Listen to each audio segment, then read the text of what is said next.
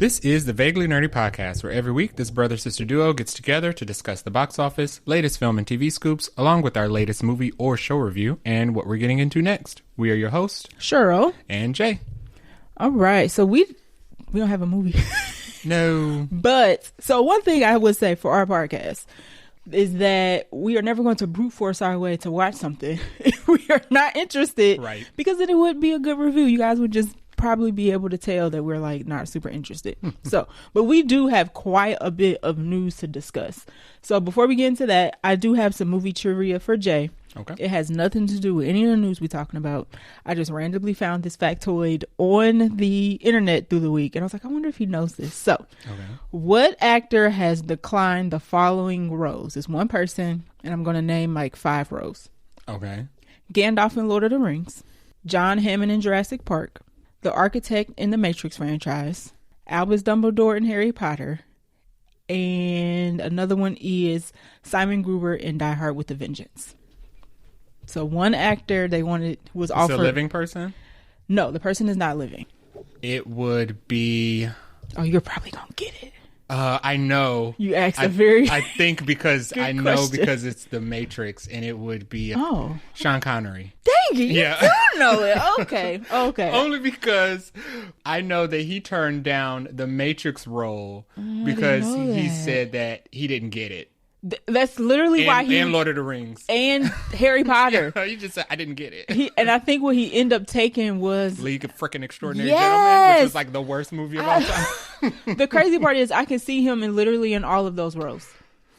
Yeah. Literally all of them. That was one of the posthumous things I found out about him. That's crazy. Because, he was offered those roles. Big roles. And then went to do League, and then after League retired. Right. Because it was so bad. Oh, man. Him as Dumbledore would have been good. Like, I like the actors that played Dumbledore. Rest in peace to all of them, actually. But there's a lot of older actors who could have played Dumbledore. Yeah. Like, Ian McKellen could have been Dumbledore. Well, he was Gandalf. Right. So he found a different wizard to be. Yeah. But I thought you wouldn't know that. So, but now everybody else knows that. There's not much I know about Sean Connery, but you know I do know that he made very bad decisions as far as towards the end, choosing right? projects. That's all right. R.I.P. Sean Connery. You're still a legend. Still a legend. You're still the moment. All right, let's get into our episode. Welcome, fellow movie buffs. I'm Jay. I'm Cheryl. Listen in as we break down movie and TV shows, tell you what's in the plot, and hear if we think you should have watched it when you had the chance. Dun, dun, dun.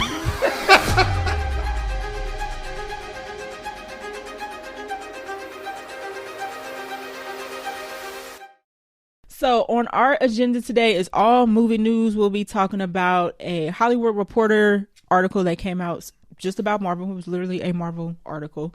Movie news about John Wick, some horror movies coming out, another live action movie. Lashana Lynch got a new movie that's going to be coming out, and then more news about the infamous, I'm going to call it now, infamous Jurassic World movie that keeps flip-flopping directors.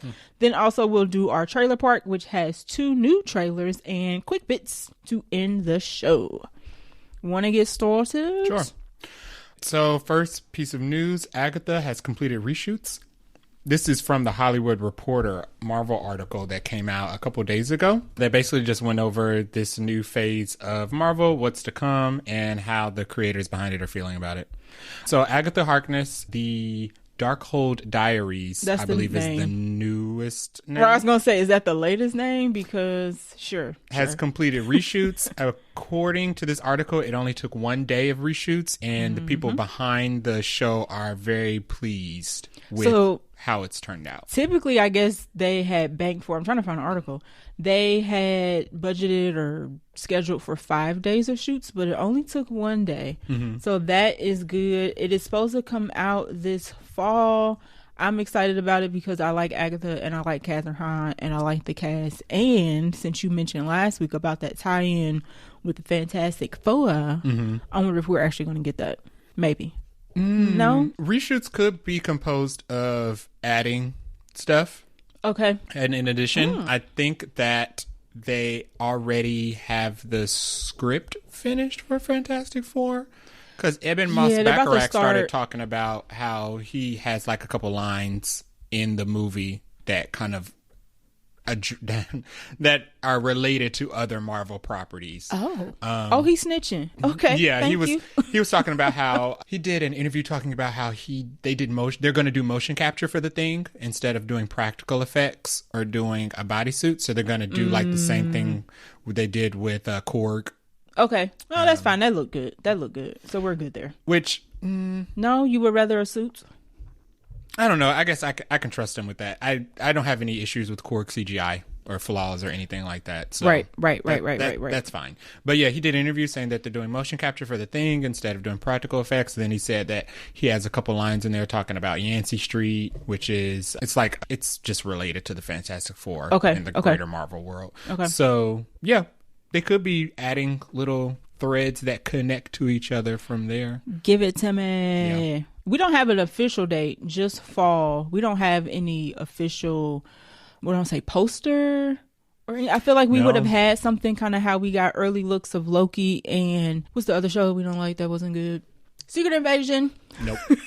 We don't have any like first looks or first official promotion or anything like that. So I feel like they're going to maybe do like WandaVision, where it was like, we didn't know what the heck WandaVision was about until WandaVision came out. And I wonder if they're going to do the same thing for Darkhold Diaries. Yeah, I mean, they've kind of showed us some set photos of them actually filming the show. It looks like there's definitely going to be doing the Witches Road thing. Yes, we saw that. Because it's very distinct. It's in the photos.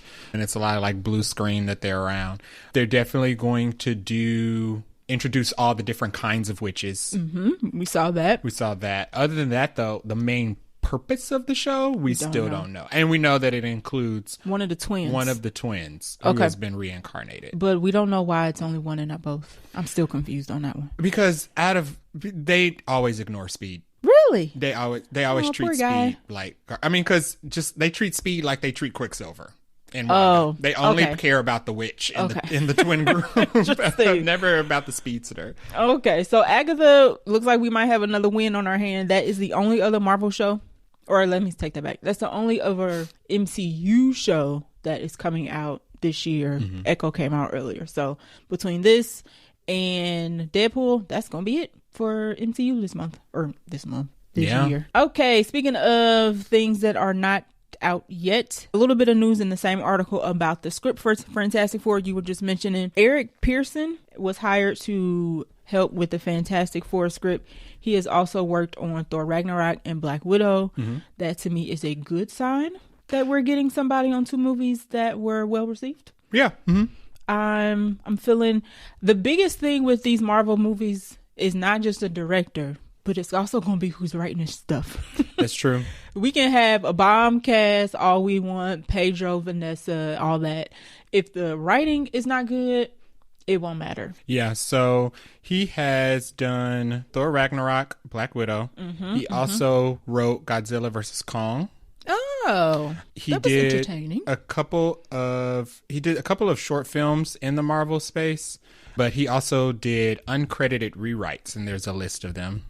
He did a couple episodes of Agent Carter, which was well received. Mm-hmm, mm-hmm. He did uncredited rewrites on both Ant-Man 1, not both, but Ant-Man 1, mm-hmm. Spider-Man Homecoming, Avengers Infinity War, Avengers Endgame, Detective Pikachu, and Pacific Rim Uprising.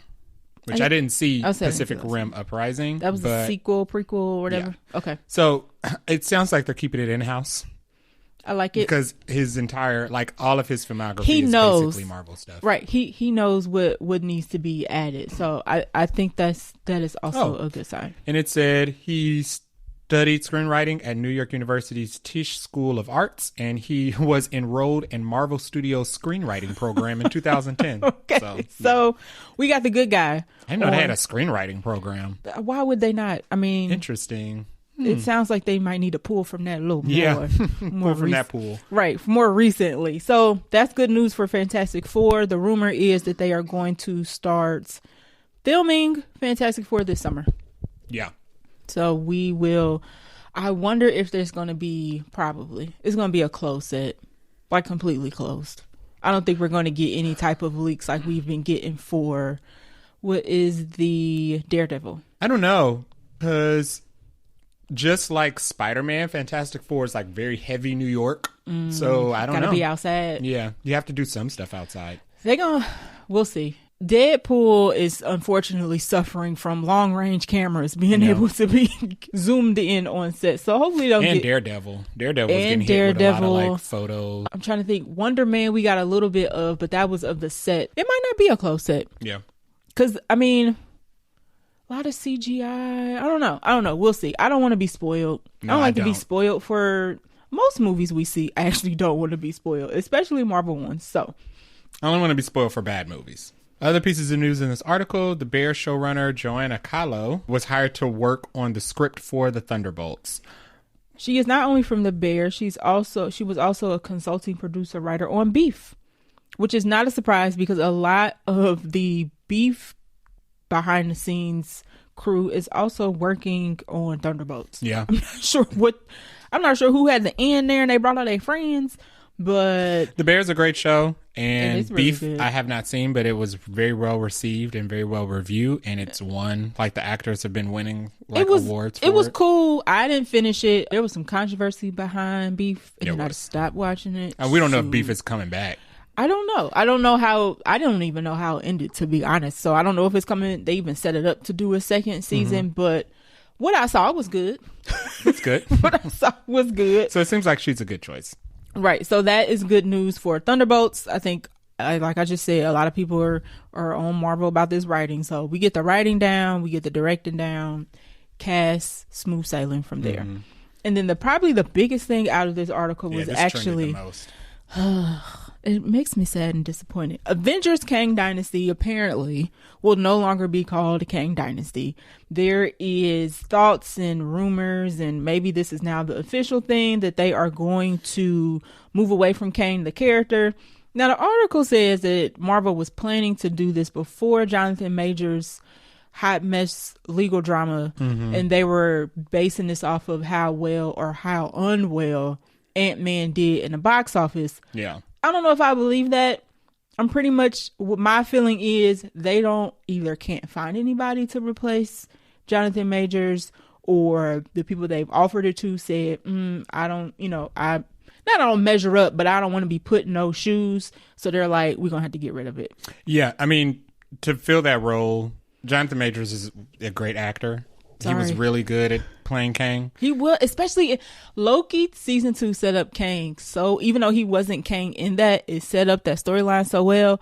I'm actually disappointed that they might be getting rid of it. Yeah, I mean, I'm not saying Jonathan Majors is a great person. I'm just saying professionally, I don't know that man. Professionally on screen, he did the Kang role very well in all the different like variants that he had to play. Yeah, even in the Loki show. So I think in reality, they saw the signs of trouble after Quantumania wasn't received well, that people weren't really attaching themselves to Kang as much. Right. And then when people didn't seem to like love him on Loki, they were like, okay, well, Kang's not. Yeah, Loki season 1, he was only like the last episode. But Loki season 2, I feel like the character popularity picked up. Yeah, it picked up, but it just seemed like people just still didn't like attach to him. Yeah, so, not as much as Loki and everybody else on the show.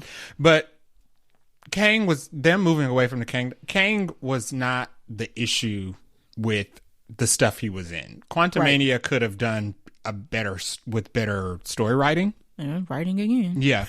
And Loki was good. I don't think Loki had any issues. Everything in Loki I feel like was fine. And Loki has like one of the most satisfying series ends ever. Yes. Now. And it's one of the most highly rated Marvel shows up there with WandaVision. So Kang as a character is not the issue, because Kang is such a great and complex character, and his source material, they just have failed to use him in the right way well enough, you know?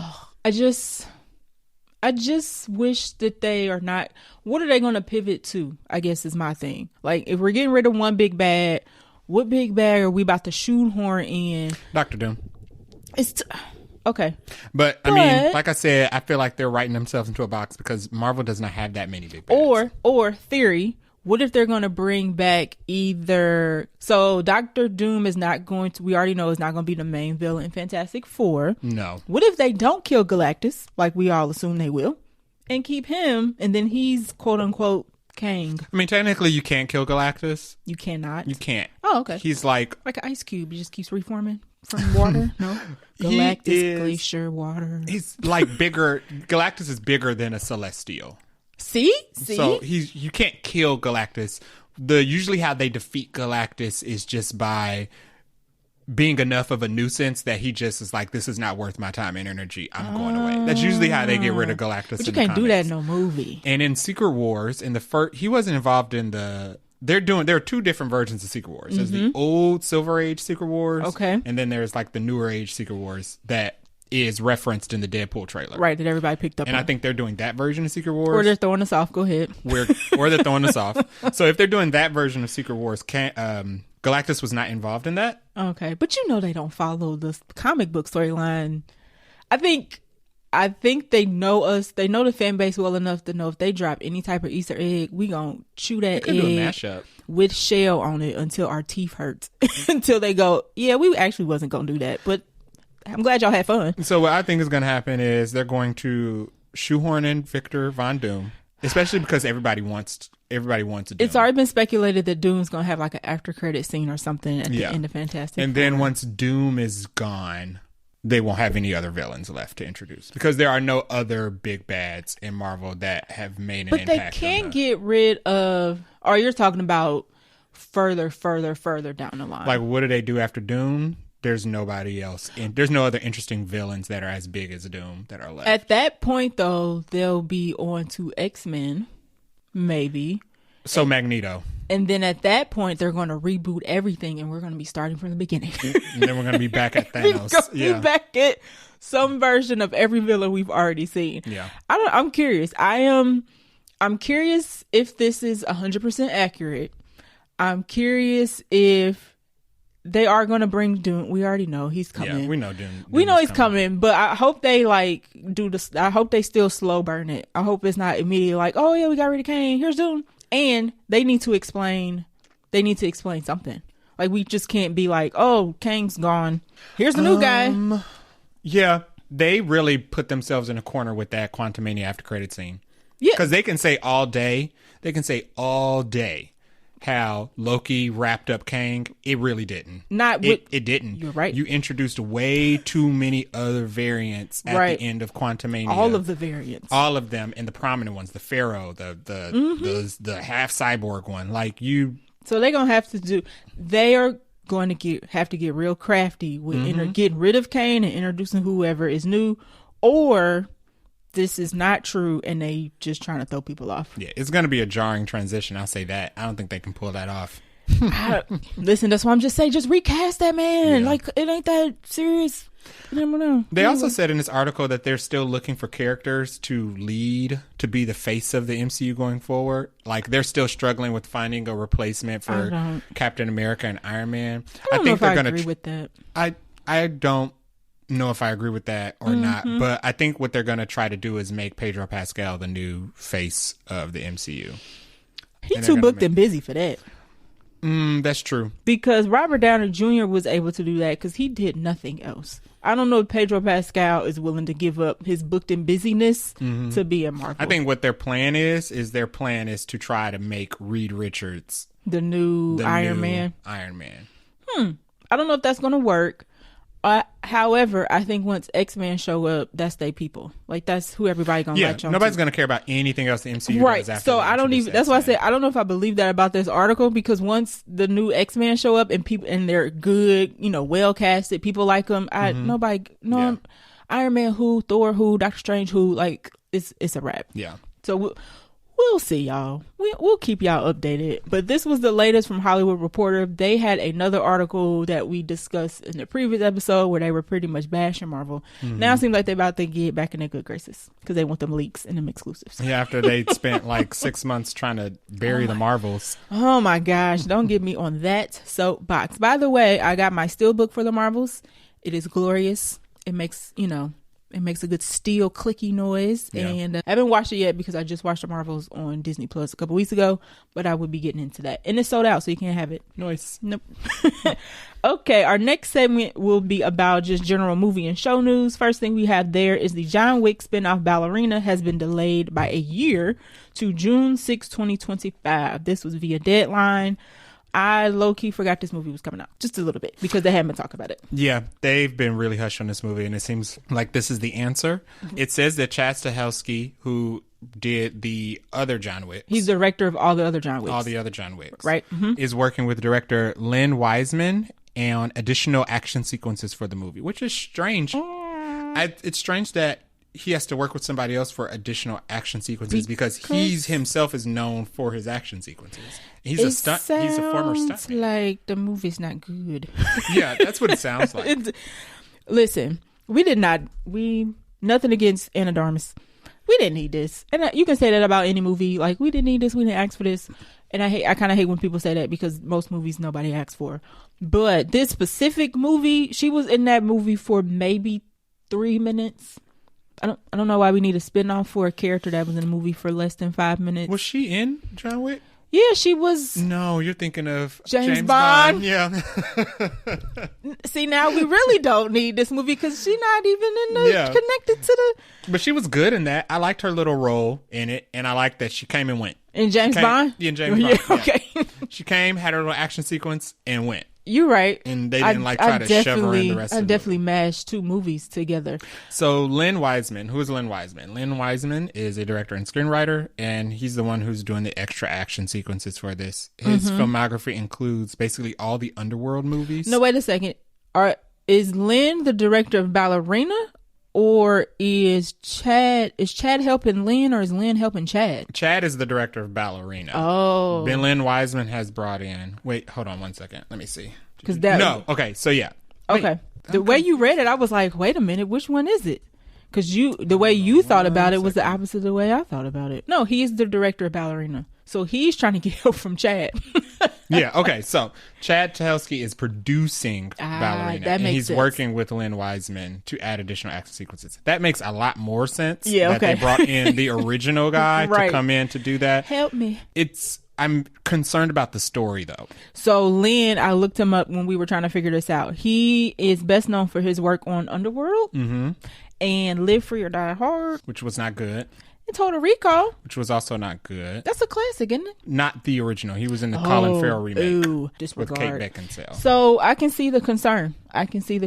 Here. So if they brought somebody in to help with the action sequences, but not anybody to help with story, that's interesting. Because Underworld 1 was good. The rest of them weren't good movies. My thing is, it's a John Wick movie. You should have had the action on 22. So what do we need more action most for? Most of his stuff just comes from action. So the fact that you need maybe you know what though? Underworld action, and it's more like not vampires, but it's more like CGI, it's more like right? It's more like CGI and wire work. Okay. And that's not anything like John Wick stuff. John Wick stuff is like one cut, one takes. And you can tell that Keanu Reeves and the people in the shots are actually doing the things they're doing. In Underworld, it's mostly like harnesses, right? slowing stuff down so it looks cooler, and flying and stuff like that. Okay. So maybe his version of action just does not compare to what they should have hired him. Yeah, it's looking at his filmography and saying we want you to do a John Wick movie does not add up. Maybe he was in budget. Maybe. I really hope this movie does well because it was unnecessary. Yeah, and now it's led by a woman. People don't like that, unfortunately. Like John Wick was specifically like a man was made for the male gaze. Right. The whole John Wick franchise was made for the male gaze. In terms of action, for sure. Yeah, and I think that they thought, oh well, men want to look at a woman, but no, they not in their films. You would think they would. Men have proven that they don't like looking at women in movies, especially if there's more than one leading a movie. I hope this movie does well for everybody's sake. The studio feels that because of the upcoming Crow movie, which we have in our quick bits later, is ready for theaters, they don't need to rush Ballerina into cinemas so they can have time to make it better. And it's kind of like that makes sense. Like, don't rush something that nobody asked for. But they've been working on this for a minute. Yeah. I mean, it's a catch-22. The longer you take, the worse it looks. But Right. also, you don't want to rush it because You're right. you don't want it to turn out bad. You're right. Thoughts and prayers to Ballerina. Love and light. It's probably going to need it. Next on our agenda is the horror movie that's coming out. The Megan and Malignant writer, Akela Cooper, is set to write another horror movie, Don't Look, with Janelle Monae as the star. Yeah. It was recently announced that the Megan sequel actually won't be coming out until next year, I think now. That's fine. Which... I don't think people will stop waiting for the Megan sequel. That's true. That's true. I was kind of worried because I was like, are people going to be like, it's been too long? Because sometimes a sequel can be too long, but it's not like it's 10 years. So Megan was like such a fan favorite thing. That movie was, listen, if coming from somebody who does not like horror, you can watch Megan if you don't like horror and you will have a good time. Megan was like the beginning of like non-MCU movie events. Yeah. Megan was like one of the beginning movies that people started dressing up to go to the theaters. Yes, they did have the dolls and all. And it was on TikTok and memed all over the place. And it's not even as like, to me, Chucky is more horror than Megan because Chucky looks super like weird and creepy. Megan's not that bad. You could handle Megan if you're not a horror movie person. And they marketed Megan just off of the trailer. Like the trailer sold and the people dance on it. And the dance. And the dolls dancing. Yeah. Good movie. So I am looking forward to this. Hopefully it's not too scary. I've seen clips of Malignant. So I think I could. A Malignant's not scary because Malignant doesn't have scary imagery. Malignant it's classified as a horror, but it's a thriller because there's like no jump scares. And then once you figure out what's going on, Malignant spoiler. We're gonna do a Malignant spoiler, right? And turn it off and come back later. 3, 2, 1. Once you find out that the killer is a tumor in the back of her head, it completely ruins the horror factor. It just becomes like campy and hilarious, especially when it talks. Oh, I didn't know it talked. Ooh, what does it sound like? Her? No, it has its own like generic scary person voice, but it's like it has like a freaky face, and she's walking backwards. She got a whole fight scene. Great movie, but yeah. I think that is also considered a cult classic. Yes. So we like Akela Cooper. And we like the things that she does. So I will be looking forward to this. We like Janelle Monae. And we also like Janelle Monae because I loved her in Glass Onion. She was also in Antebellum. I think that's the closest to horror she's been in. That movie where she was abducted and thrown into like the slavery reenactment. Skipped all that. I skipped that for sure. But she does have a little foray in horror already. Yeah. So she has like a foray in like the spooky thriller space. The another thing that came out about this is Monae is in talks to produce this through her Wonderland Pictures first look deal with Universal, which I did not know existed. So good for Janelle Monae. Yeah, I didn't know she had I know Wonderland was what she puts all her music through, but I didn't know she had like a picture deal. So that's cool. I love to see it. More Black films, yes, please. And one more thing is this is also based on a unpublished short story by Colin Bannon. So we don't know the plot. No. It's just called Don't Look. So I'm assuming we're getting some scary imagery, some dark shadows, some things done in a dark situation. It's maybe like some Nope type of something that's kind of freaking you out when the lights is off. I'm going to let you talk about this next one because I know you know more about this than I do. Sure, I know a little bit more. So a live action Naruto movie is in the works at Lionsgate with Dustin Daniel Cretton set to write it. Dustin Daniel Cretton, if you think that name sounds familiar, wrote Shang-Chi. Yep. So Naruto is an anime in the vein of like Dragon Ball Z? No. Yeah. Imagine Dragon Ball Z, but if it was drug out like 10 times longer. How? Naruto, Wait. Yeah. How? Dragon Ball Z is already 12 years too long. Yeah, every episode feels like a century. Yeah. And every season, Naruto feels like... So every episode is like 30 seconds in time. Oh my God. Naruto is a fan favorite anime. That I knew about it. I just never watched it. I have tried to. I know a lot. I know most of all the Naruto timeline. Okay. And it's in when I say it's in the vein of Dragon Ball Z because it starts out with Naruto, then it goes on to, it stops being about, like it started out with Goku, then it stops being about Goku, and it's now about Gohan, and then it stops being about Gohan. They keep going down and generations. Then it's about Piccolo, and then after it's Piccolo, somebody else. Trunks and Goten and all of them. That's kind of the same way Naruto is. But Naruto has, like, my issue with Naruto is that it's hard to follow the show because it's full of, like, filler episodes. Oh, I mean, if you're drawing it out, what else are you like if you want to watch Naruto, it's the first thing you want to do is either go on YouTube or go on like Reddit and get an episode breakdown. People will post episode charts that say these are all the things you need to watch. These are all the things you can skip. Charts. And usually when they say these are all the episodes you can skip, it's like pages and pages of episodes. Oh, really? Because they just fill they just side questing? Yes. Like most of a season will be side quests and 5 core episodes that actually matter to the plot. But anyway, Naruto was created by Masashi Kishimoto, who is also going to be working with Dustin Daniel Crichton on the show, at least on a consultant basis. That's the best way to do it. That's the best way to do it. That's how Mario was so close to Mario, because the creators were involved. And that is why Avatar is not as well received. Avatar is not getting... Because they stopped working with the creators. And then Netflix was like, well, we're going to keep on going. And now we are seeing the result of that. Right. But anyway. So Kishimoto says he's convinced there's no other director who's better to make the live action remake than Dustin Daniel Crichton.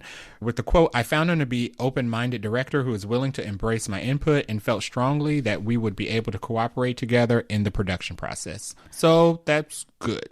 Somebody had a tweet that said, "Where is Shang-Chi too?" Yeah, he's also supposed to be working on Shang-Chi too, which Simu Liu confirmed that he's coming back for. Right. If it ain't broke, don't fix it. Well, in that article that came out, because Dustin Daniel Crichton, say that 5 times fast, was also going to do Kang Dynasty. And he probably checked out like, oh, y'all changing this whole thing? Yeah, let's just do something else. I'll be over at Shang-Chi when y'all figure out this Avengers thing. So he's good. I like his work. I would check this out based on the fact that he is involved with it, and the creator is kind of like, yeah, he the man. We'll see. But also, where's Shang-Chi too? I don't think this is going to go over well. Really? I don't. And I think... It seemed to be like... Avatar is kind of showing why... Naruto is very martial arts heavy.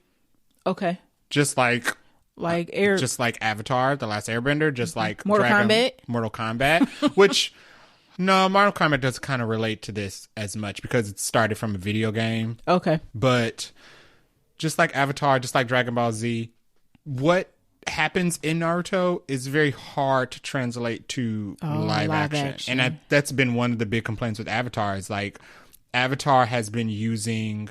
And we're talking about Avatar: The Last Airbender, not Avatar: The Blue People. Not James Cameron. Just to clear up any confusion. The main complaint I've been seeing with Avatar is that they treat the airbending and firebending and stuff like magic instead of an extension of martial arts, which is how it was in the cartoon. Okay. But in the Naruto... So it don't come off authentic. Yeah, it doesn't come off authentic at all. So, and I don't know. I mean, the action in Shang-Chi was really good. But Naruto the story was good too. The amount of martial arts in Naruto is off the charts. So if you don't have that down, completely unreal and not based in physics. So why would it be? I wonder. I'm sure Dustin Daniel Crichton will do a good job, but are they going to give him what he needs to make the vision happen? We don't know who this is going to be produced under, do we? Just Lionsgate. Yeah. Yeah, I'm like, I don't know. Lionsgate isn't like a big studio. They're not like a WB or they didn't Disney. make the top 5. I don't think so. They're not a Universal studios from the list last year with who made the most money. It will. We'll see. I mean, we'll see. I'm just scrolling through Lionsgate real quick to see what's Lionsgate's last hitter. They're doing Ballerina, John Wick movies, Saw, The Crow, The New Crow. Yes. Okay. The New Crow, Arthur the King, your favorite. Ooh. That we didn't see. Hunger Games. They do the Hunger Games movies, which don't require a lot of... So I'm not seeing a lot of action per se.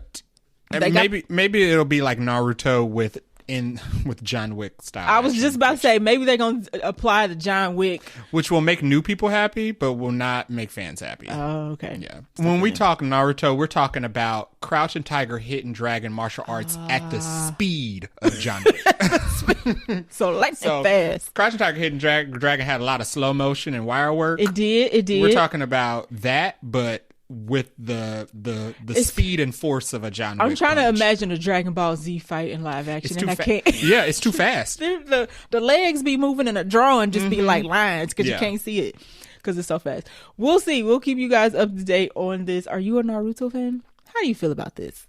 Tell us in the email. I'll say in the comments, but we're not on video. All right. Next up is Lashana Lynch is set to star in a sci-fi feature, Optimized. It centers on an average woman, which is in quotes, don't know why that's important, who utilizes an AI assistant to optimize all facets of her life. It's giving ChatGPT, but soon finds that the AI's pursuit of perfection comes at too high of a cost. What is the average woman? I mean, looks wise, it ain't Lashana Lynch because she is gorgeous. Not that the average woman's not gorgeous. Don't follow me for that, y'all. Lashana Lynch just looks amazing. And Lashana Lynch is not the average woman. I was gonna say, like, right. It's giving ChatGPT in 2024 what could happen in the future if we keep utilizing this AI technology. You didn't see Her, which is a great movie. That's the Joaquin Phoenix and Scarlett Johansson movie. I haven't seen it, but I've seen like at least the summary recap of it. But I actually don't remember how it ends, so I feel like I should still watch it. You should add it to your list under the menu. Oh, right, you're right. But it sounds like Spooky Her. Oh, spooky. Okay. Because Her was about Joaquin Phoenix getting an AI to, well, he was lonely, but he got an AI to just have a companion and to have an personal assistant that like did things for him. Okay. But Her was like innocent. This sounds like the spooky version of it. I like Lashana Lynch in things, so I am here for this. Lindsay Anderson Beer is set to direct, and she is also known for directing Pet Sematary Bloodlines. Yikes. Was that good? That was the newest Pet Sematary. I think so. Nobody liked it. So it had a 22% Rotten Tomatoes score out of 58 reviews and a 43% audience score out of 250 plus. Was it a movie or a show? It was a movie. Oh. Yeah. It was an extension of the original Pet Sematary, the first one, the Stephen King movie. Right. Yeah. Well, second time's a charm. But she doesn't have a long filmography. Okay. Miss Beer. So right. Not Lashana. I'm worried for Lashana. You know what? Lashana has a great filmography. But Lashana know how to pick good projects. She does. So we're going to trust Lashana on this one. And hopefully, I like to see her in a sci-fi movie. Like, I like to see, she does good at picking different stuff. She's been in Marvel. She's going to stay in Marvel, obviously. Yeah. She was in James Bond as an agent. She was great in that. She was from the musical that I did not see, but I saved the Matilda? Missy Elliott remix video for. Matilda. She was just in Bob Marley. She was just Rita in Bob Marley. Miss Mama know how to pick a project. Yeah. So we gonna keep our fingers crossed on this one. And the Woman King. Yep. And the woman. Listen, she's got a great filmography. She got this. Well, let's say she got the acting part down. We just need to make sure we get the directing and the writing right. Last bit of news we have in our main news segment is Rogue One film director Gareth Edwards is in talks to direct the new Jurassic World movie. I think this is excellent news. Yes. I think he is an excellent modern choice. My hesitation is not because of Gareth. And Gareth Edwards also is known for The Creator, which we really liked. They probably picked him, one, because he's a good director, but because he was able to do The Creator for 80. He knows how to deliver on a budget. Listen, he know how to coupon, all right? He did The Creator for $80 million, and it looks fantastic. There's another movie that's coming out we will talk about in quick bits that is blowing this budget by a good bazillion dollars, but he's also known for Rogue One and some other notable movies. My hesitation is the fact that they are trying to rush this movie, period. Let Gareth cook, as the kids like to say. We kind of already covered why. The reason they're rushing this, the reason we think they're rushing this Jurassic Park movie out is because Ewan McGregor and Anne Hathaway are working on a different dinosaur movie that's supposed to be coming out soon. So Jurassic Park is like, we have to defend our territory. Yeah, I trust the director. I'm not trusting the studio right now on this. Gareth Edwards' filmography. Gareth Edwards did The Creator, which we saw in theaters, and did a review episode on. Please go back and listen to it. Check it was that a out. good movie that had flaws, but visually amazing. Yep. He did Star Wars: The Last Jedi, which I liked. The Last issue Jedi was the middle one. That was the middle of the newer trilogy. Okay. I like The Last Jedi. The issue with The Last Jedi is that they backtracked with Rise of Skywalker. That's the they one everybody likes the least, unfortunately. Last Jedi was good all the way up until the end when Kylo Ren was like, let's just abandon this light and dark side and do our own thing. And then she was like, no, let's stick to light and dark side. I was like, see, y'all had an opportunity to do something real interesting. Yeah. And then y'all fumbled it. You're right. Yeah, you can't get too dark with Star Wars. Nothing like that. Because Disney. So Right. True. Rogue One, which is the best non-Jedi Star Wars movie so far. Okay. Which I believe he also delivered under budget and gets that's the Disney Plus show that they're doing. Disney Plus Alkalite? No. It's not a Star Wars show? It's already out. Why am I drawing such a blank Andor. on it? Andor, yes. Andor is a spinoff of Rogue One. Right. So the visual effects in Rogue One and Andor are amazing. Okay. He did the first Godzilla. I like that one. Of the modern universe. Right. There's so many Godzilla movies. It is so many. He did the one with Quicksilver and Scarlet Witch. Gotcha. Yep, I knew that. And so I trust Gareth Edwards. Listen, like I said, just let the man do his thing, please. Some people said that they didn't like that Gareth Edwards as a choice because his other movies didn't make a lot of money. And I don't think that's Gareth Edwards' fault. That's on the fault of the marketing. The marketing and the creator came out during the writer strike. Either probably the writer and the actor strike. Yeah, the reason I found out after the fact that the reason a lot of people said they didn't go see The Creator because they had no idea what it was about. Which is not Gareth Edwards' fault. They couldn't promote the movie. A lot of people thought it was religious. And I was like, that has nothing to do. There's because of the title. Religion is never even, I can't even recall a moment where religion is covered in it's probably creator. The title, the creator. So a lot of people thought that it was religious based, so they didn't go see it, or they just said they had no idea what the movie was about. So, or knew it was probably coming out. And that's not Gareth Edwards' fault. Right. Bottom line is, please don't rush this movie. Let the man do his job and go back and watch The Creator and our podcast episode. I think you can, I'm thinking about like Jurassic World, I guess. Right. They're not going back to the park. At this point. Filmed in the style of a Gareth Edwards movie, and I filmed in the style of a Godzilla movie. Oh, yeah. Yeah, that's amazing. Or in a creator style. Or the creator. I mean, creator didn't have dinosaurs, but he's got scale and size. Yeah. For sure. Absolutely. For sure. All right, that is it for our main movie news. Now we're going to get into the trailer park. We have 2 trailers. The first one is from the Borderlands movie, which will be coming out August 9th. It's based off of a video game, so it's another video game adaptation. I had no idea this movie was even coming out. Yeah, they've been talking about this movie for a while. Really? It has been through a whirlwind of rewrites and reshoots. It has been production on this movie. I've been hearing about it for years, and it has been terrible. So the cast for this is pretty extensive. Yeah. I'll just run it down. Cate Blanchett as Lilith. Kevin Hart as Roland. Jack Black is the voice as Claptrap. Edgar Ramirez as Atlas. Ariana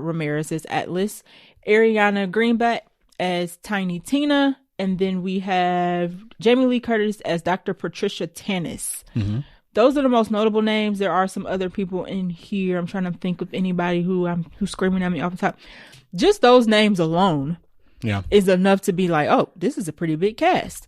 I'm actually surprised this cast is doing this movie. So Ariana Greenblatt played Baby Gamora. Yep. She played the little girl in 65. She did. And she played the teenager in Barbie.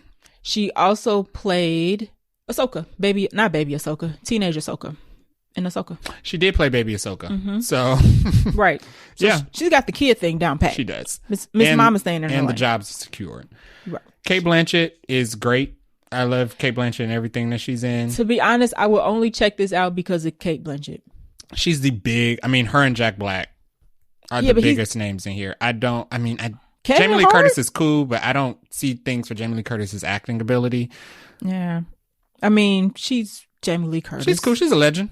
Right. Nobody can take that away. She's Laurie freaking Strode. Nobody can take that away from her. Right.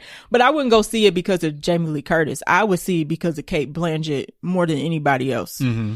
And Jet Black is cool. So him as well. But like, I'm not going to go see Kung Fu Panda because of Jet Black. So what is Borderlands? Please explain for the people, because I was like, I know this is a video game, but that's all I know. Borderlands it's a video game. It's a first-person shooter game. Okay. Where you just run around and shoot people. But plot-wise... Like, Call of Duty? It's first-person shooter like Call of Duty. Okay. But... there's a plot. Campy. Oh. Like... the trailer is given campy. Yeah. So the plot of... there's a couple different Borderlands games, but the plot is usually all the same. It's basically like campy, goofy Mad Max in space. Mm-hmm. It's giving that. The trailer gave that. Yeah. We're Mad Max settings wise. The story is about sending a group of characters off and to a different planet to look for a vault and for treasure. There's like treasures inside of this vault. Once they get in the vault, they always encounter like some type of monster or something that is guarding whatever is inside the vault. But it's like a zany Mad Max heist movie. Okay. Is what it looks like it's going to be, and that's pretty much the plot of the game. Cate Blanchett plays Lilith, who is the main character in the Borderlands. Okay. She has like these weird phoenix superpowers. Oh, so she's a superhero. She's as close as superhero you can get in this like barren world. Everybody's weird and murdery. Everybody looks weird. And Mad Max-ish. Everybody's a freak or deformed or like mentally unstable. Yep. Everybody in the Borderlands series. All that is in the trailer, by the way, y'all. You can depict all this from the trailer. So it looks like it'll just be a wacky, fun movie. It looks like a mix of Suicide Squad, Guardians of the Galaxy, Suicide Squad. Mad it's got that like Max, that and yellow filter over the thing to say like we're in the desert. It's like you can just film the desert. Yep. Desert's not just yellow, but whatever. I'm trying to think of what other movie this Mad Max, Suicide Squad, and Guardians of the Galaxy all together. Yeah, it's one of those get the ragtag group of people who all have a different set of skills. The gang of misfits together to work on something. A little Dungeons and Dragon-esque. Yes. So the film, not the actual card game, right? Or board game. Because we ain't play that. No, we love the movie though, so definitely check that out. I'm curious of how the Borderlands fan base will receive this movie. It didn't really seem to trend or anything when it came out. It was just kind of like... Borderlands fan base are video gamers. Okay. So they're not like... I'm not saying that people who play video games aren't moviegoers, but they probably didn't care because they were like, we just like the game. We don't need this movie. I don't know if this is going to do well, especially with this director. Who's the director? So the director is Eli Roth, who is the director of one of your favorite franchises, Hostel. God, no. No. He also directed Cabin Fever, Thanksgiving, which I heard was a pretty decent slasher, which I was interested in seeing, but I just missed it. And he did the Death Wish movies. So all horror. All horror. Okay. So it's very interesting. And maybe trying to switch it up. And most of the stuff I've heard about the issues with this movie is about him. He's been like the main issue with making this movie. He's been touch and go with the production. He's been kind of involved, not involved. I don't know if that's all rumors or not, but I've been hearing about the production of this movie for years. It says in May 2015 is when they started talking about it. Yeah. It was officially announced August 2015. And by June 2018, they started scripting. So you are right. This has been in development for quite some time. It's a summer movie. It says the budget's only $100 million, so at least they made it for cheap if it don't take off. I think it'll at least get its money back. Maybe. We'll see what else is coming out that weekend. That's what's going to determine it, probably. So this movie had reshoots in January of 2023. It had 2 weeks of reshoots that were done by a different director, not Eli Roth. Oh, maybe the reshoots were done by Tim Miller, who is the director of Deadpool. Interesting. And then it had rewrites by a writer. Oh, no. It had rewrites by Craig Mazin. Okay. Who did writing on The Last of Us. Okay. And then he removed his name from the project. and refused to speak on it. So there's gonna be a controversy behind this movie when it comes out. Yeah. What I mean, oh no, what do they say? Any press is good press, bad press is any press, whatever. There's a phrase that's escaping me right now. We'll see. It's a summer movie.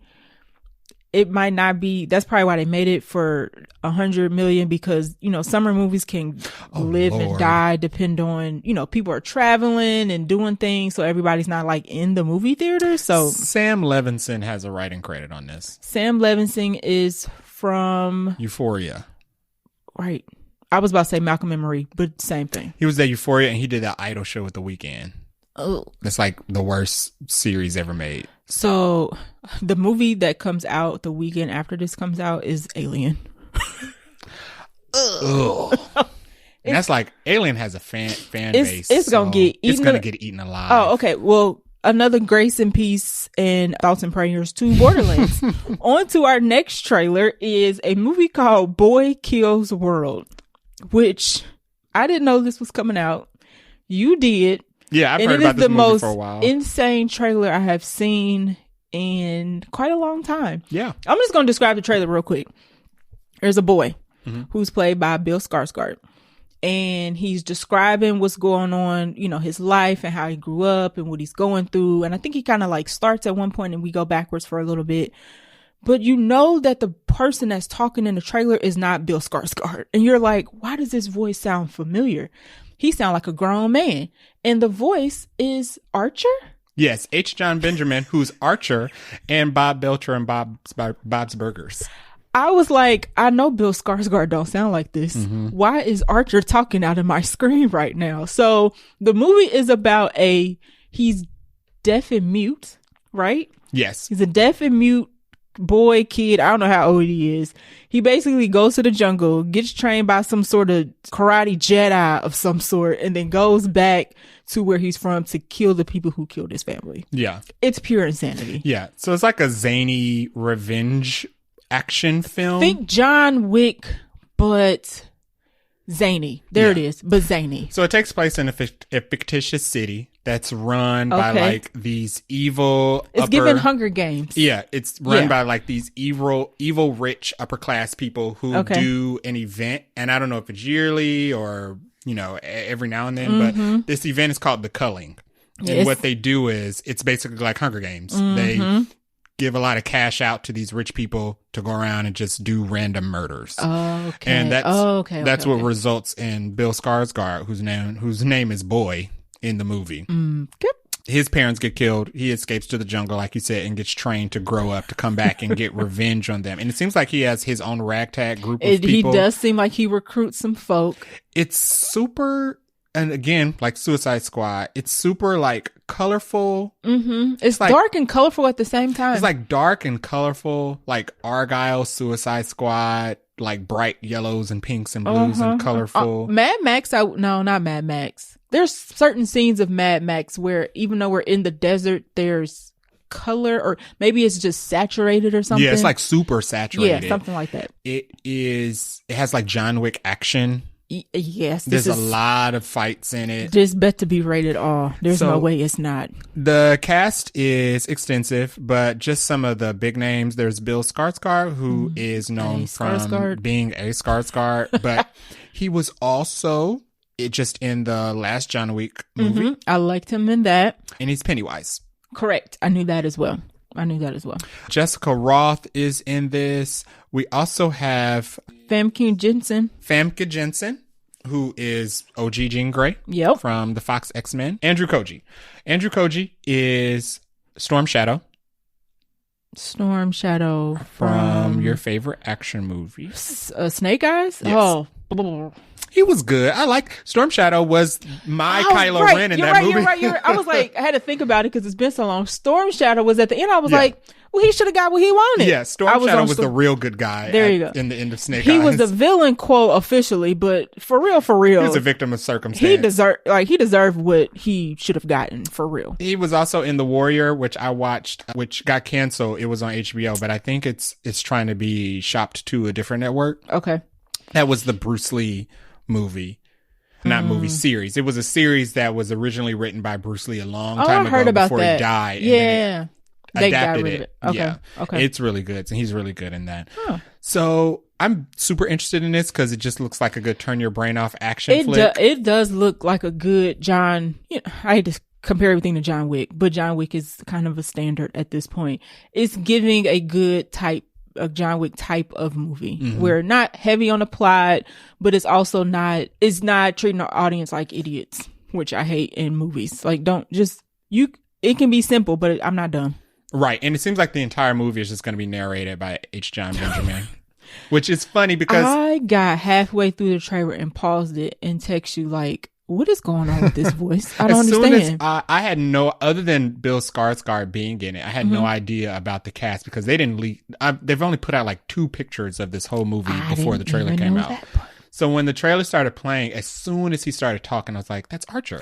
So it took me, because I've seen several episodes of Archer. I don't think I've ever seen a whole season from beginning to end.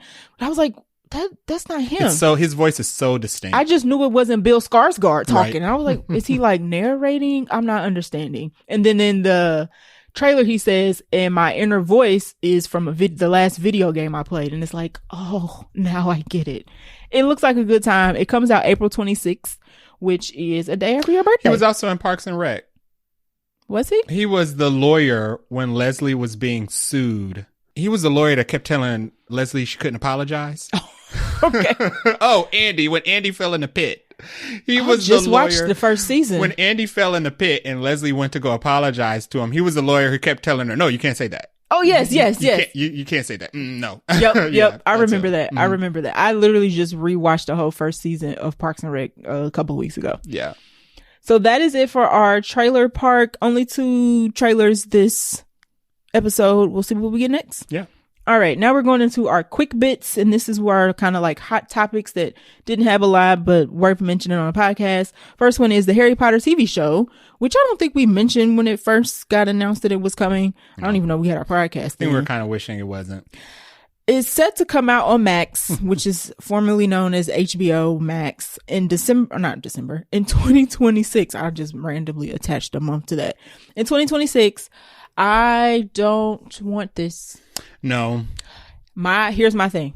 Harry Potter has so much lore. You could do literally any other type of TV show. Yeah. I'm literally begging WB. Can we get some Harry Potter content that's on adults? That isn't Fantastic Beasts? I don't understand why we can't get like a literal Ministry of Magic TV show. Can we follow some freaking Aurors doing something interesting? We could go back and do some of the other adult characters because they was all 1,000 in the series, like when they were 30. Yeah. You could literally do a whole series on what Dumbledore was doing, even though you've done Fantastic Beasts already. And y'all, they really dropped the ball on Fantastic Beasts, because Fantastic Beasts, the first movie, I thought was really good, I liked that they were doing something different, but not like Harry Potter. They messed up Fantastic Beasts by making it connected to this guy who came before Voldemort. Like, Fantastic Beasts didn't have to be like this big world-ending event. It should have just been about a dude on random adventures involving animals. As the series, the trilogy went on, it became less about him. They tried to make it all this espionage crap, and it was too much. They shouldn't have done that. But everybody has been saying since Harry Potter ended, we either want adult Harry Potter stories about him being an Auror with a new group of friends doing different things. Right. Or it doesn't have to involve Harry Potter at all. You can literally just pick. It should involve Aurors. Pluck anything out of the books and make it centered around adults. Like, Aurors are the coolest thing about Harry Potter that we have still yet to really explore or see. I wonder if it's because J.K. Rowling's like, I'm not writing any more new Harry Potter content. It's so interesting because she shouldn't be involved. But well, the woman not letting it go. Like, she doesn't have to. I mean, she doesn't have to be the writer. I'm saying You're right. Never mind. Yeah, you're right. Like, she's not letting. But I wonder if because like nobody else is able to come up with something else. That's what I'm wondering. That's impossible. Like I get that she's not. I get that J.K. Rowling refuses to let her bird-like talons go of the Harry Potter franchise. I wouldn't either. You created it. It's yours. You created Y'all it. cut me a check every time. It's literally worth so much money. That lady's not going anywhere. I get that. Every time y'all bereave Harry Potter, she doesn't have to write it. You can just give her a producer credit and just tell her, here's a check. See you at the premiere. And it's obvious she will let people write because she didn't write any of the movies. Yeah. So it's obvious that she's open to other people writing. I don't understand why they don't get another writer to write more or less people have and they don't like it. I don't know. But bring in somebody new with new ideas and tell like you said, there's so many, and even in the Hogwarts Legacy game, they introduced even more stuff. Like now we know that there's multiple like schools in different Africa. countries. It's not just the 3 wizarding academies that were in the Tri-Wizard tournament. There's all types of why are y'all confined to just the Harry Potter space? And the thing about Harry Potter is like the core Harry Potter. There's still people reading it and like discovering it or whatever. Like nobody forgot. We didn't forget. Give us stories of young Dumbledore doing all the cool things that made him so popular by the time he was the headmaster. You could do something about McGonagall. You could do something about the parents before they all became parents. Give us a story of the first Order of the Phoenix. The original Order of the Phoenix, the Sirius and Harry Potter's parents and all of the adults of the kids at Hogwarts going up against Voldemort the first time, and then you can end it with them being killed and Dumbledore picking up Harry Potter. I don't get it. It's coming. I bet you the viewership is going to be high when it starts, and then it's going to dwindle off because people are going to be like, "Oh yeah, we actually don't want this and we want what we asked y'all for." So go back to the drawing board and try this junk again. And because just make them read the book if you want to know what I'm saying. The books are still so good. People are still discovering the books and the movies. We are not forgetting about the origins of Harry Potter, y'all. Do something different, and then that makes people go read the books. Now nobody has any reason to pick up the book again because you're just going to give them the paint by numbers version on Max. Right. WB is just a hot mess. The studio that owns the rights to Harry Potter. Hot mess. Boo. Anywho, going on to what else is probably going to be a hot mess. Lionsgate, we just talked about them, is looking to do a modern remake of American Psycho. Why?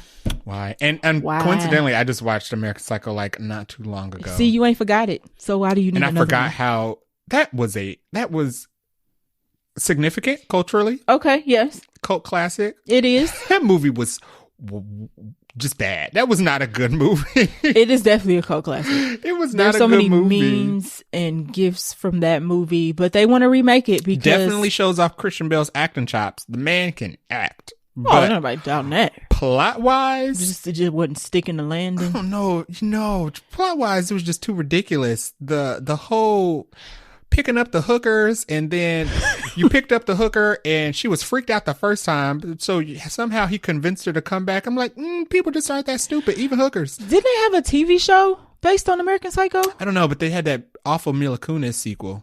I thought there was a show based about American Psycho. Literally everything on Lifetime. Okay. You're talking about Snapped? Yeah, I don't know why.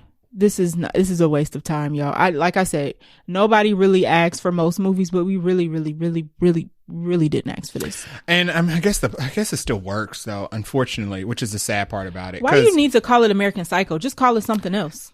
Because it's gonna be about. He gets away with it at the end because he narrates most of the movie, right? But he even says at the end and it's very I still get so confused by the ending of that movie. Like, who cleaned out the apartment? Was he working for was the company he working for covering up everybody's murders? Were everybody that worked at that company killing women? Because it didn't make no sense. We need to do a commentary on American Psycho. But he even says at the end of the movie, the reason he got away with it is because he's just a corporate white guy and nobody pays attention to the things that they do. Maybe that's what they're going to try to Or they have the support system They have the support because he doesn't know who cleaned up his murders. They're going to introduce AI in it and social media. They're going to add that. They're going to have to modernize. It says modern remake, so it's going to be social media. There's going to be AI. There's going to be something about global warming. All the hot topics. Prostitution doesn't even work the same. That's what I'm saying. But OnlyFans, hello, sir. They're going to add OnlyFans the in way this he version. picked up prostitutes in the movie the strip is gone. They don't walk the strip no more. So what is he? He's going to have a TikTok account. Strange. That's how he's going to lure people in. What company do you think he'll work for? Probably has to be a big Fortune 500. Who makes the Teslas? Tesla. I said who makes the Tesla. He could work for Tesla. He absolutely could. Why work not? For Tesla. I mean, if it's sure. Or Amazon. On to other poor decisions. Very poor decisions. Gladiator 2, which I did not expect to hear anything bad about Gladiator. I know, right? We were going so swimmingly well. Gladiator 2 has a budget that has reportedly ballooned from $165 million, which is a reasonable number considering Gladiator does not require a lot of special effects, but they do have a lot of actors. Actors and sets. A-list actors and actors who are quickly rising to A-list status recently. But it's ballooned from $165 million to $310 million. That is the dumbest thing I've ever heard. It's probably one of the most expensive movies. A CGI-less film about the Roman Empire. They'll have CGI. You got to have your CGI tiger or whatever coming out of the ground. CGI Coliseum. They ain't building that. Whatever. They build one section of the Coliseum and then copy paste the same character model over and over and over. You ain't got to convince me there's too much money. This is way too much money for this movie. According to the article, this was via the Hollywood Reporter.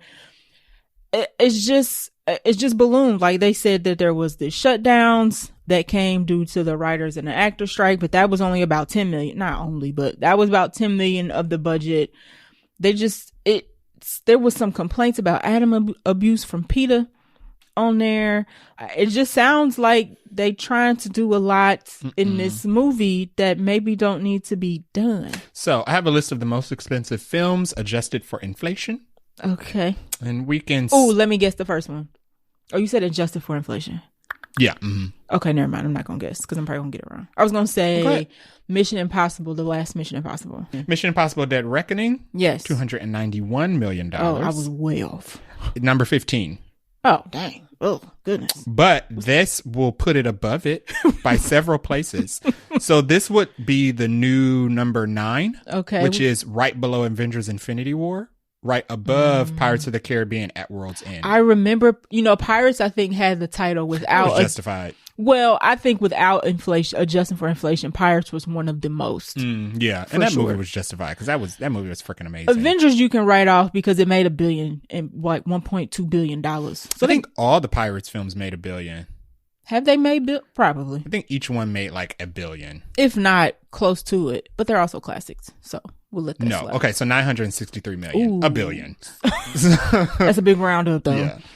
So what are the top 5 most expensive? Top 5: Star Wars: The Force Awakens, number 1. Wait, budget? Yes, cost $447 million to make Star Wars: The Force Awakens. Why? What in that movie? Pre-volume.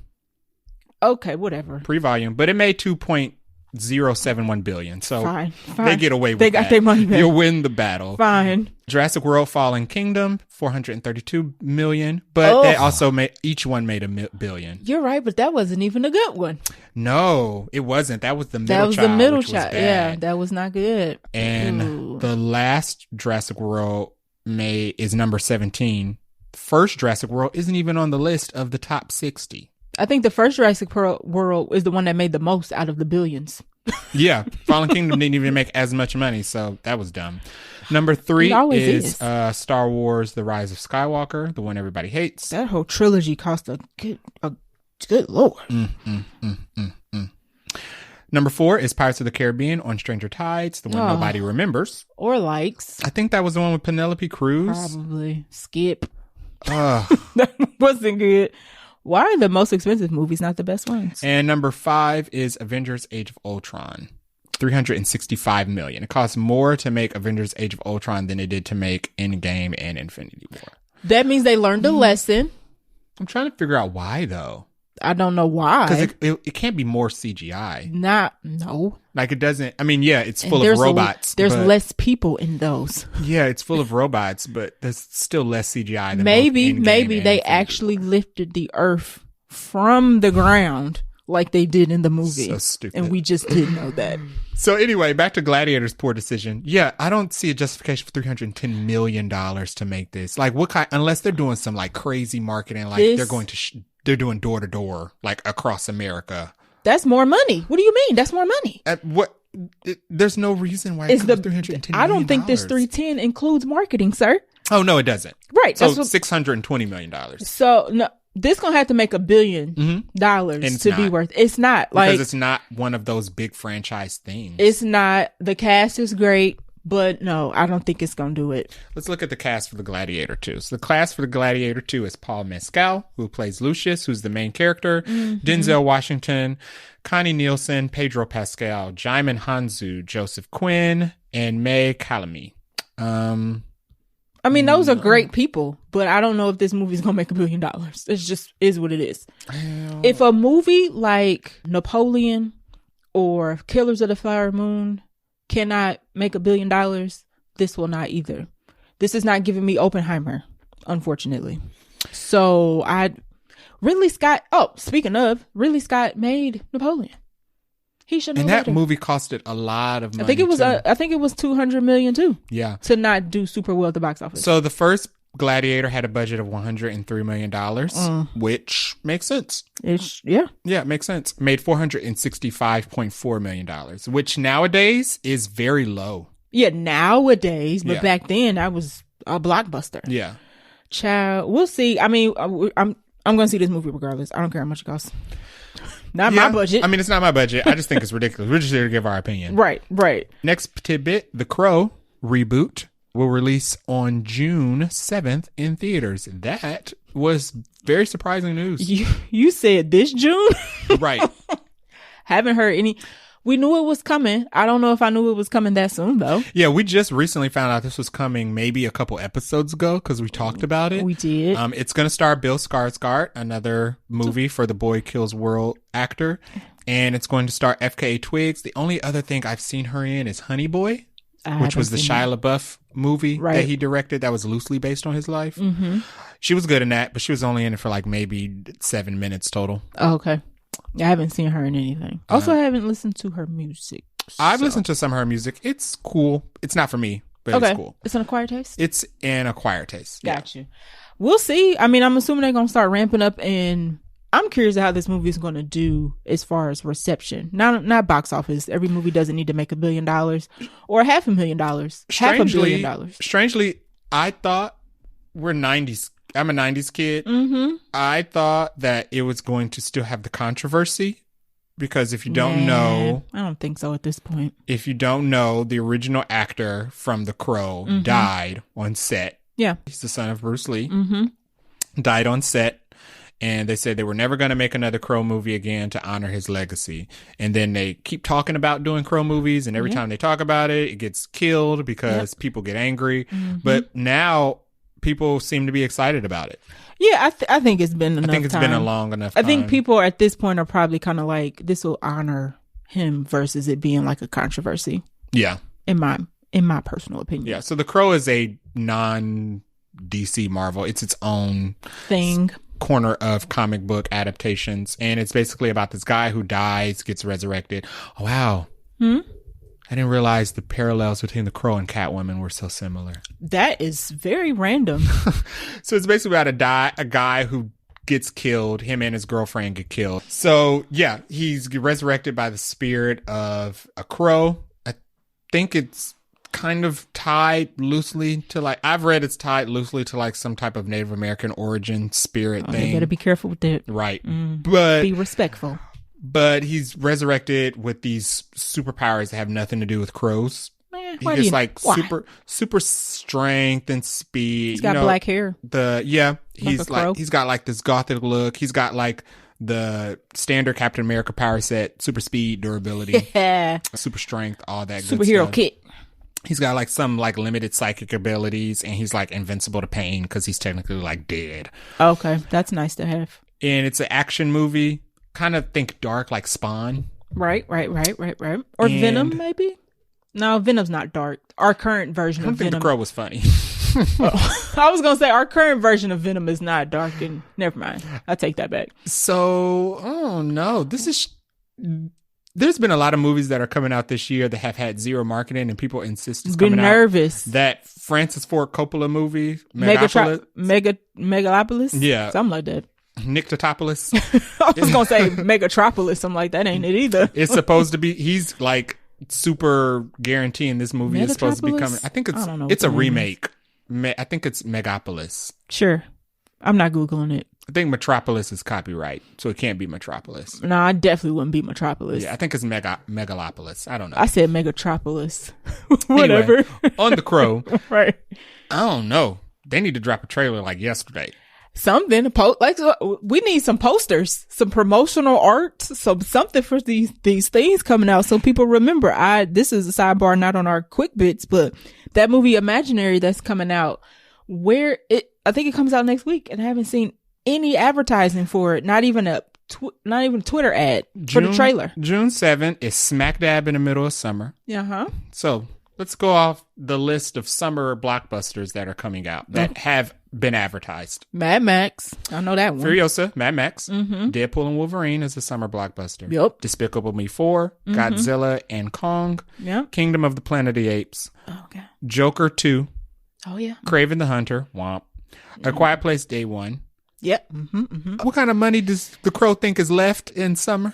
Listen, what screens does he think he's going to get? They are probably going for... Because let me tell you something. People who have been waiting on this and been waiting on this and been waiting on this. When does Deadpool and Wolverine come out? July 24th? June 7th is way too close to Deadpool and Wolverine. Because let me tell you something. Deadpool and Wolverine getting them premium screens. Listen, it's too close to Mad Max, which is... And too close to Mad Max. Which is end of May. And too close to Godzilla vs. Kong. Like, there are no screens. The Crow is going to be showing in those tiny screens in the back of the theater. Maybe it'll be a limited release. You'll be in theater 15 through 17. Do we even know if this is going to theaters? Oh, it does say in theater. It literally says there's no in theaters. Okay, I was like, maybe it's going to streaming. I don't know. Grace and peace and thoughts and prayers. Move this. Moving to another day. You need to move this. Move it to next year. No. Just get it. Just put it out there for the people. And I don't think The Crow needs to be in a summer release. I agree with that. It's about a guy who was killed and resurrected. Put it in October or November. I agree with you there. That would make more sense for sure. On to other things that have been moved. Right. Bong Joon-ho's Mickey 17. Bong Joon-ho made Parasite and won the Oscar for Best Picture for that. Yep. Will be released. This Mickey 17 movie will be released on January 31st of 2025. It was supposed to come out this year. After they insisted it was going to come out this year. Right. And we were waiting on it because this was one of our most anticipated movies of the year that's not coming out right now. Yeah. So Mickey 17 is supposed to be about a guy who's cloned repeatedly to complete some type of mission. And it's called Mickey 17 because it's supposed to be the 17th Mickey. I believe it. It stars Robert Pattinson, Naomi Ackie, which I'm excited about. Toni Collette, which I'm excited about. Hello. Mark Ruffalo, and which I like. Which we like, and Stephen Yeun, who's was going to be Century. Was going to be. He's also from Beef, but he's still Mark. He's Invincible. He is Mark from Invincible. He just won like a he's whole also bunch in of Walking awards. Dead too. Yeah. So he was until he got bludgeoned by Denny. Oh, is that okay? Yeah. All right. A lot of chatter about this being moved to January was floating around on the Bird app because I guess this is like right before the cutoff to be an Oscar contender. And people people are feeling like the studio doesn't have faith in the movie because of the date that they gave it. January is not known to be a good movie release date in general though. So studio feels like they're a little bit shaky on this. Yeah, I heard the studio says they're not too thrilled about it so far, which that means it's going to be a winner. I'm just playing. Right. I mean, look, all of these the actors. cast is too good. It's too good. I'm not on the studio side with this. I wish they would release it now. I mean, the fall doesn't seem like it's very packed. I'm going to scroll to see what we got coming in. Oh, okay. Never mind. Beetlejuice is in September. Transformers 1 is, I think, animated. Joker, it is animated. Joker, the sequel to Joker's coming out. Smile to... I think it could. There's a lack of action. I think Mickey 17 is supposed to have action. Venom 3, Gladiator 2. Yeah, it could give. It's what do they call it? Alternative broadcasting. It gives something for other people to see. Right, who don't want to see the big stuff. Who doesn't want to see all the other stuff. Right, so we'll be waiting for that. Hopefully we get a trailer before the end of the year. At this point. Yeah. The way people market the movies now, I don't trust it. They have to have, something has to have been cut together at this point. Right, exactly. Yeah. So push out whatever you got cut together. Talking about Robert Pattinson, we also got word from Barry Keoghan, who played the Joker in the end credit scene at the end. Well, was it an end credit scene? It was the very last scene. Yeah, of the it was like the very last scene yes. of the Batman. Barry Keoghan played the Joker, which we didn't fully get to see his face. Yeah, it was real dark and dark. Yeah, he was talking to the Riddler in prison. Right. Or in Arkham. He said he's returning for the Batman Part 2. I don't know why. He's a Joker. We already got a Joker. It's called The Joker. The name of the movie coming out. Because DC is doing the thing James Gunn said they weren't going to do. Pause. We're going to have a Joker in the Batman. Yes. We're going to have a Joker movie called Joker, who's being played by Joaquin Phoenix. And you mean to tell me they're going to make a Batman movie without Joker? Come on, we about to have 3 Jokers? Are we going to have 3? You know what, though? Batman, I think it's going to be called Brave and the Bold. So they're doing a Batman movie under James Gunn's specific universe. They're doing another Batman So this movie is our second Batman that we'll have. About Batman and his son. I think you know what? They're going to bring Joker in at some point. I think it's going to be the League of Shadows because his son was raised by the League of Shadows. I think the villains in Brave and the Bold are going to be the League of Shadows. But that's not going to be the only Batman movie. They're going to make another one. No, and who's going to be the villain in that? Well, that's why I said they're doing the thing that James Gunn said they wouldn't do, which is creating a multiverse because this is a multiverse. Okay.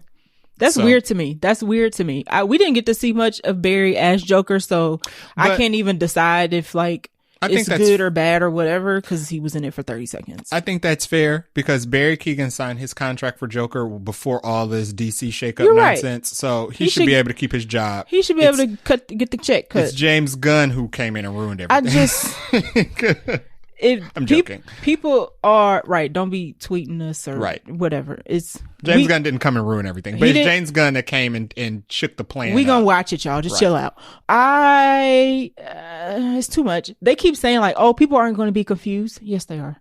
Yeah, people are asking questions constantly about this. And the more and more times they introduce Batman characters that aren't related to other things that they've already seen, it makes it more confusing. Even if people aren't confused, it's going to be the comparison game. Do you really want the comparison game in your own universe of stuff? That's why Captain America and Sam, that's why Steve Rogers and Sam were Captain America at the same time. Yeah. Because who wants that discourse? Right. Nobody. Literally nobody. Literally no one. That's why there's not 2 Fantastic Fours. There's not 2 Reed Richards. That's why they got rid of one before they do the other one because we're not trying to do that. That's why whenever they do multiverse stuff in Marvel, they do okay, you get a couple scenes and then we're going to close this. Hello? We're not going to keep Captain Carter around. We're not going to keep Lashana Lynch as Captain Marvel around. Nope. It's too confusing for what we want to get him out of here. But DC doesn't seem to think they'll have that problem.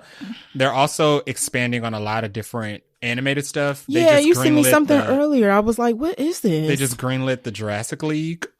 Yeah. Which is it's a multiverse version of the Justice League. As dinosaurs? They're all dinosaurs. They're superhero dinosaurs. No. And it's supposed to be animated. It's going to be made by James Gunn, which means lots of dirty jokes. If they don't give us a goddamn Batman Beyond something, I am going to write a personal letter to that studio. We didn't put this on our agenda, but what are we doing? The creators of Across the Spider-Verse released concept art and said that they had a pitch meeting with DC. They said you ain't gonna keep us silent about doing a Batman Beyond animated movie, which so smart because Batman Beyond needs to be animated. Yes, absolutely. It will not fly in live action. I don't want it in live action. Literally one of my favorite cartoons of all time. Ever was the Batman Beyond series. Batman Beyond was so good. I even rewatched episodes after it was over. And the fact that it's directly it's a direct continuation of Batman the Animated Series, which is regarded as one of the best animated series of all time. Literally had Michael Keaton on the hip. Yeah. And decided, no, we don't. Let's not Michael use it. Keaton was like signed and ready to do Batman Beyond stuff, and y'all flopped.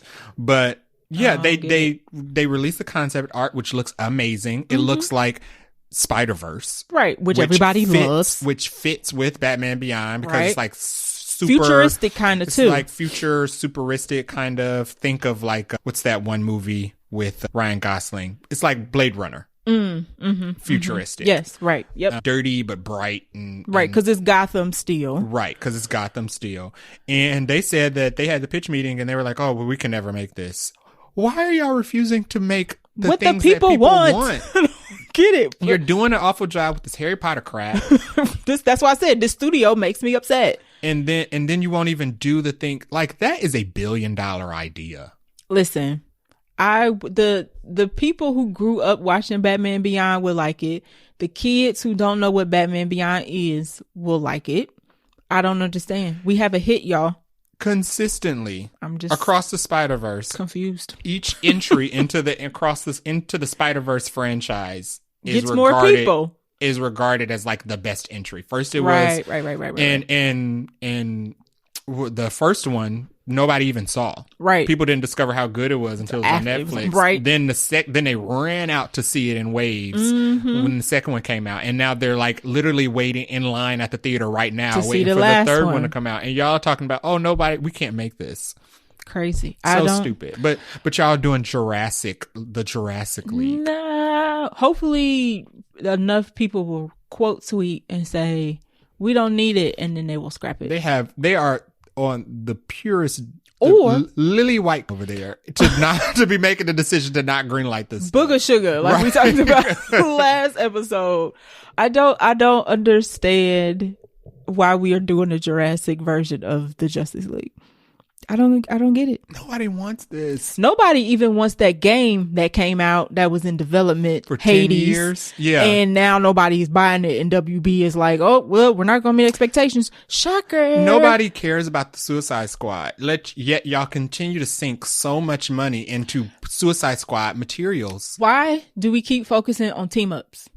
Yeah. Suicide Squad. Batman or not Batman. Yeah, well, Barry Vanderbilt, he's not by himself. No. What is the Superman legacy? Got everybody named mama and their uncle and their daddy in it.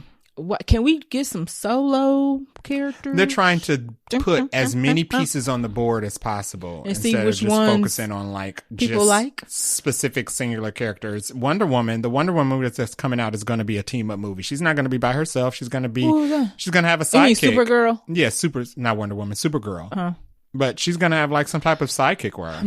I'm nervous about this whole DC slate. I mean, we're going to tune in and we're going to watch and we're going to give our opinion. How could you not think Batman Beyond is a $1 million idea? I don't. Like, do they not understand? What? I just don't understand. We're confused about everything the WB is doing in regards to DC, just like we were before. So nothing's changed.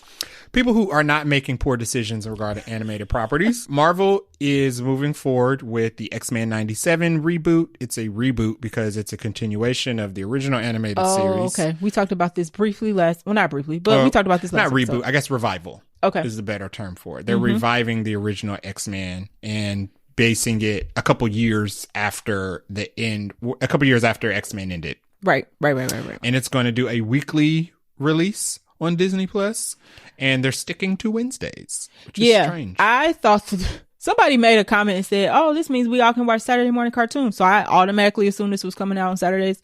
It's coming out on Wednesdays. Yeah.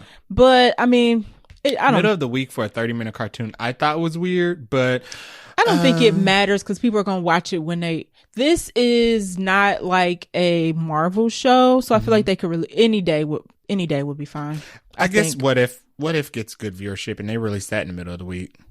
They did. Yeah. So yeah, it's probably more along. It just feels weird watching something that I used to watch growing up on Saturdays on a Monday. On a Wednesday. We've evolved. Nothing about X-Men screams work week.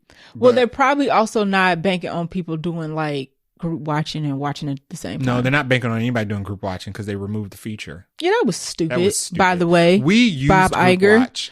The removal of that feature from Disney Plus and then to up the price, idiotic. Yeah, we put love it back. group watch, but the reason they did it is because they wanted everybody to get their own subscriptions. Good luck with that. Yeah. It seems to be working for Netflix, so maybe it'll work for Disney Plus. They said they lost a couple hundred subscribers. Couple 100 million, right? Yeah, a couple 100 million. Sorry. Good. Yeah, they deserve it. Lesson learned. But they did say that they did confirm it's not going to be connected to the MCU at all. I think that's good. There have been rumors that they're going to start incorporating the X-Men characters into What If season 3. So, I also saw that. Sure. I saw that. Why not? Why hide them now? After that, all that end credit stuff that y'all built up with Captain Marvel. What's the point of doing the let's be sneaky with X? Come on. Yeah. If Marvel probably got anything, it's probably a plan for X-Men. Yeah. Everything absolutely. else might be getting shuffled, retooled, or whatever they saying behind the scenes. But I bet you X-Men laid out nice and plain and clear. Kevin Feige worked on the Fox X-Men's. Those are like I think that's his favorite corner of Marvel. I think it's Kevin's personal. The Birdman hand rub right now. Right. That they finally get into X-Men. So that part, I think they have it figured out. Okay, so that is the end of our episode. We've gone through all the news and all the tidbits we have compiled for this week. What are we doing next episode? We'll have a movie. Yay! It'll be Dune Part 2. Which is getting amazing reviews. Amazing. Feel great about it. I have to bring a pillow and a blanket because it's 4 hours long. I did not realize it was going to be 2 hours and 48 minutes. I was like, oh, this is a long one. The first one was long. But we watched it at home. We watched it at home. So it didn't feel like, we had the cozy atmosphere on the couch with the blankets and food. It's fine. We've done long movies before, so I don't know why I'm complaining. They've compared this one to being more action. More in the vein of like a Lord of the Rings movie, like Return of the King or The Two Towers. Now, I saw somebody trying to compare the two, and I said, hold up. Yeah, let's be careful with the Lord of the Rings comparison. Let's let the people be the judge because them some big words coming out your mouth right now. Let's not do that. The Two Towers is so good. All of them. But the middle child, that is one thing where the middle child syndrome did not affect the franchise because the Two Towers, I watched the Two Towers more than I watched the other two. Return of the King or Fellowship. Listen, let's not compare Dune to the cult classics and let's just let Dune stand on its own. But it has been getting amazing reviews, 10s out of 10s. Not surprising because based on the trailer, it looks very good. Mm-hmm. And it does look like it's action packed because the first one was very, okay, so what happened here? Right. Yeah, the first one was very sleepy. I understand that they were trying to set something up. Beautiful movie. Beautiful gowns. Looked amazing. Top down, Mama was looking great. Yeah. But that's all Mama was doing was looking great. Like she wasn't telling me nothing. She wasn't giving me no meat on the bones. Mama was quiet. Mama was just kind of in a corner having her hors d'oeuvres chilling. But this one looks like she's actually cooking on the grill. So it'll be the first time we've seen a Dune in theaters. Right, because we watched the first one on the couch. Right. So we will have a movie for you guys next week. Hopefully we'll also have a good slew of news. This week, we will be trying to finish Final Fantasy 16. Yes. I've been tasked that I must wrap it up. You must. Before Final Fantasy 7 Rebirth comes out. Is this Rebirth? Is part 2 called Rebirth or is the whole thing? So part 1 is called Remake. Aha. Part 2 is called Rebirth. Because and it's different. Part 3 will be called Hold up. There's a part 3? Final Fantasy 7 was 3 discs on PlayStation 1. Just like all the other Final Fantasies were 4 discs. You're right. Final Fantasy 7 was the shortest. Oh. Okay, they just ain't remade all those. No. Okay. Oh, I didn't know that. Yeah. So we gonna end on another cliffhanger? Yeah, it's gonna end. You don't know where it's gonna end, do you? Well, yeah, they said where it's gonna end. Oh, they do. But don't they tell just me. didn't Don't say tell what's gonna particularly happen. But we know what stage of the story it's going to end. Okay. Mm-hmm. I'm mind blown. I didn't know there was. Yeah. I didn't know this was a 3-part situation. Okay, so we will be finishing Final Fantasy 16. So we can be prepped for Final Fantasy Rebirth. If you are a gamer, let us know if you will be picking it up. And I think that's it. I think we'll wrap it up. Yeah. All right. Thanks for listening. If you like our show, please share it with your fellow friends and family and your loved ones. You can leave us a review on Apple Podcasts or on our website, vaguelynerdy.com, where you can also leave us a nice voicemail so we can play it on the show. You can follow us on Twitter at vaguelynerdypod or on IG at vaguelynerdypodcast.com. We also have a Facebook page, Vaguely Nerdy Podcast, so you can follow there if you're not on any of the other social media platforms. And you can reach us via email at vaguelynerdypodcast@gmail.com. Until next time. Peace.